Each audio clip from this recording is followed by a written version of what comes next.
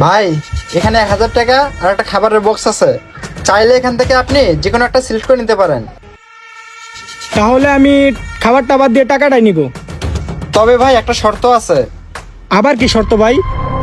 শর্ত হলো এই টাকাটা নেওয়ার আগে আপনাকে এই খাবারটা রাস্তায় ছুঁড়ে ফেলতে হবে। আরে ভাই, এটা কোনো ব্যাপার হলো নাকি? ভাই দেখেন কিভাবে এই খাবারটা রাস্তায় ছুঁড়ে ফেলে দেই। আল্লাহ, এদিকে খাবারটা ছুঁড়ে ফেললো। যাক, খাবারটা ছুঁড়ে দেওয়ার কারণে 1000 টাকা পাইলাম। ভাই সামান্য এই 1000 টাকার জন্য আপনি এই খাবারটা রাস্তায় ছুঁড়ে ফেললেন? হ্যাঁ, ফেলে দিলাম। খাবারের দাম আর কয় টাকায় হবে? সর্বোচ্চ 200 টাকা হবে। এই 1000 টাকা দিয়ে এমন 5 প্যাকেট খাবার পাবো। আচ্ছা ঠিক আছে ভাই। ভালোই হলো, খাবারটা ফেলে দিয়ে 1000 টাকা পাইলাম। এখন ব্যাগ থেকে আরেকটা খাবারের প্যাকেট বের করে নিয়ে আরেকটা লোকের পরীক্ষা নেই। আসসালামু আলাইকুম ভাই। ওয়ালাইকুম আসসালাম। ভাই এই হাতে আমার টাকা আছে আর এই হাতে খাবার আছে। আপনাদেরকে যদি আমি এখান থেকে একটা নিতে বলি তাহলে আপনারা কোনটা সিলেক্ট করে নেবেন? ও আচ্ছা, এই কথা। তাহলে তো আমি টাকাটাই নেব। টাকাটা নেওয়ার আগে একটা শর্ত আছে। কি শর্ত? আপনাকে এই খাবারটা রাস্তায় ছুঁড়ে ফেলতে হবে। যদি ছুঁড়ে ফেলতে পারেন তাহলে আপনি 1000 টাকা পেয়ে যাবেন। কি বললেন ভাই? খাবারকে রাস্তায় ছুঁড়ে ফেলতে হবে? না ভাই, এটা অন্যায় কাজ। এই কাজটা আমরা করতে পারবো না। আরে বেটা, তুই চুপ থাক, বিষয়টা আমি দেখতাছি। এটা আমার কাছে কোনো বিষয়ই না। খাবারটা ফেলে দিব তো দেন। আচ্ছা ভাই আপনি কি খাবারটা ছুঁড়ে ফেলতে পারবেন? পারবো না মানে? আপনি দেখেন খাবারটা, আমি দেখেন কিভাবে ছুঁড়ে ফেলতেছি। বুঝলাম না, 1000 টাকার লেগে খাবারটা ছুঁড়ে দিল। দেখ সেলিম, কাজটা মোটো ঠিক করিসনি। খাবারটা রাস্তায় ফেলে দিলি। হ্যাঁ ভাই, ভাই কথাটা ঠিক বলছে। কাজটা আপনি একদমই ঠিক করেননি। আরে ভাই, কাজটা ভালো করছি না খারাপ করছি এটা আমি জানি।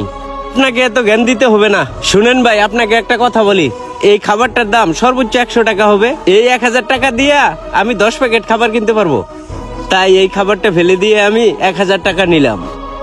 আচ্ছা ঠিক আছে ভাই, থাকেন তাহলে। আসসালামু আলাইকুম। এখন কাকে পরীক্ষা করা যায়? ওই তো এখানে একটা লোক শুয়ে আছে, ওনার কাছে যাই তো দেখি। ভাই।